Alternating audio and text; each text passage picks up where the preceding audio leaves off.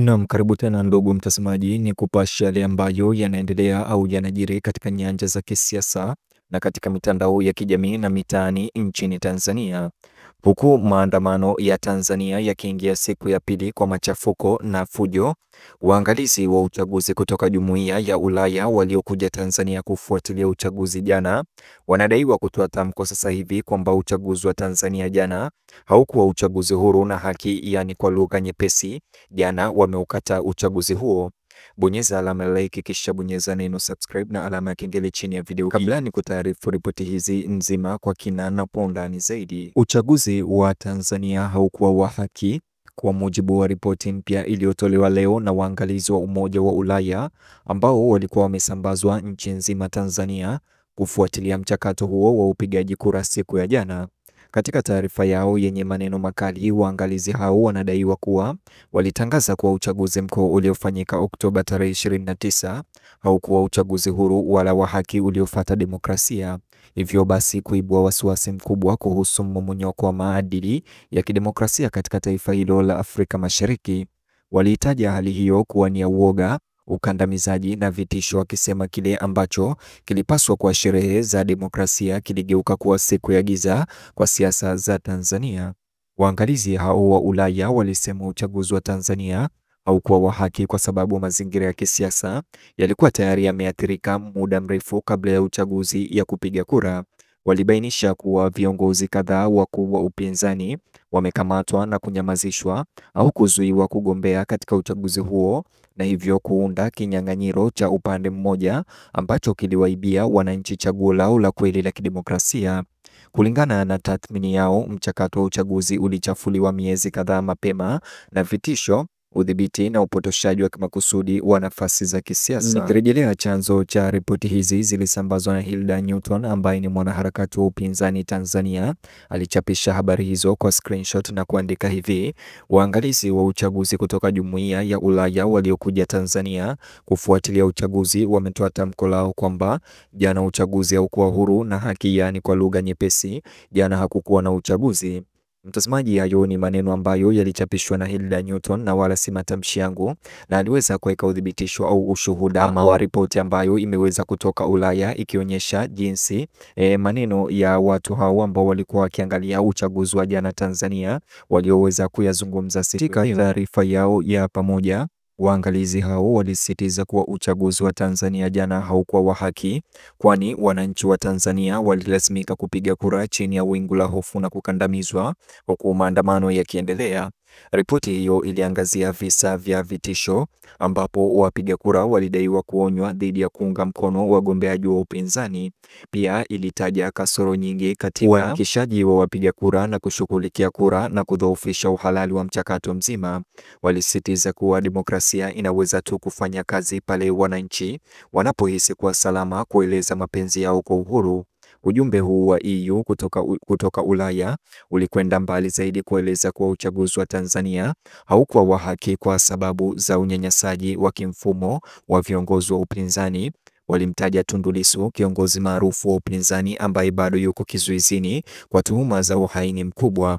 Waangalizi hao walisema uhalifu wake pekee ni kutaka uchaguzi huru na wa haki, mahitaji ambayo yanaashiria kuporomoka kwa kanuni za kidemokrasia na uhuru wa mahakama nchini Tanzania. Kwa mujibu wa ripoti hiyo, uchaguzi wa Tanzania haukuwa wa haki kwa sababu nafasi ya kiraia imevunjwa kimakusudi na chama tawala. Waangalizi hao walishutumu serikali kwa kutumia vyombo vya usalama kuzima upinzani na kukatisha ushiriki wa amani katika siasa za Tanzania.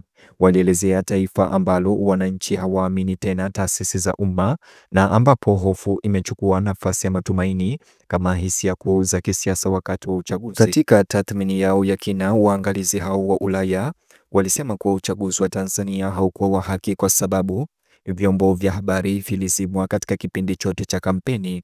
Waandishi wa habari huru walitishwa, kukaguliwa au kunyimwa ufikiaji wa vituo vya kupigia kura kulingana nao. Waangalizi hao walibaini kuwa ripoti nyingi za ukiukwaji wa sheria zilikandamizwa na jumuiya ya kimataifa ilibidi kutegemea picha za mitandao ya kijamii kuelewa ukubwa wa machafuko na maandamano yanayotokea ardhini. Ujumbe huo pia uliripoti kuwa uchaguzi wa Tanzania haukuwa wa haki kwa sababu kulikuwa na matokeo mengi ya ghasia dhidi ya wafuasi wa upinzani. Akaunti za mashahidi na video za mitandaoni zilionyesha vikosi vya usalama vikikabiliana na waandamanaji na kutawanya umati wa watu wanaodai uwazi na haki. Katika baadhi ya mikoa Tanzania ikiwemo Dar es Salaam na Mwanza, kumethibitishwa kuwapo kwa matumizi ya nguvu kupita kiasi kuwanyamazisha waandamanaji waliohoji haki ya uchaguzi. Waangalizi walishikilia kuwa uchaguzi wa Tanzania haukuwa wa haki, wakisema kwamba uadilifu wa mchakato huo uliharibiwa na kutengwa kwa vyama vikuu vya upinzani. Ujumbe kutoka Ulaya ulionya kuwa hakuna uchaguzi unaweza kuchukuliwa kuwa wa kuaminika, wakati wahusika wakuu wa kisiasa walilazimishwa kutoka kwa vitisho au udanganyifu wa kisheria. Walielezea uchaguzi huo kama ushindani unaosimamiwa badala ya ushindani wa kweli wa kidemokrasia wa Tanzania. Kulingana na matokeo yao, uchaguzi wa Tanzania haukuwa wa haki kwa sababu serikali ilishindwa kuhakikisha uhuru wa kukusanyika na kujieleza.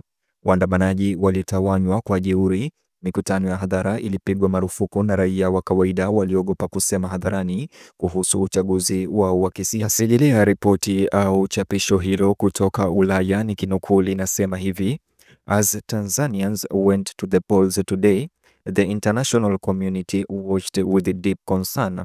What should have been a celebration of democracy instead unfolded in an atmosphere of repression, intimidation, and fear. These elections cannot be regarded as free and fair. The fraud did not begin at the ballot box. It has been unfolding for months. Opposition leaders have been harassed and arrested. Their parties have been excluded, and civic space has been systematically dismantled. The arrest and ongoing trial high treason of opposition leader Tundu Lissu, a man whose only crime was to demand free and fair elections. No election can be credible when the main opposition is silenced, when freedom of assembly and expression has been denied, and when independent media are intimidated and censored. Reports of irregularities, obstructions of observers, and targeted violence against critical voices have further eroded the integrity of this electoral process. We urge all democratic partners to stand firm in the defense of democracy and human rights. Silence is not neutrality, it is complete. Wakati maandamano yakiendelea katika maeneo mbalimbali ya nchi, waangalizi hao walirudia kusema kuwa uchaguzi wa Tanzania haukuwa wa haki na kutaka raia na vyombo vya usalama viwe na utulivu. Walitaka serikali kufanya mazungumzo na viongozi wa upinzani na mashirika ya kiraia ili kurejesha imani ya wananchi. Ujumbe wa Europa ama Ulaya ulisema wazi kwamba amani haiwezi kujengwa juu ya ukosefu wa haki na kwamba ufufuaji wa kidemokrasia unahitaji ukweli na uwazi.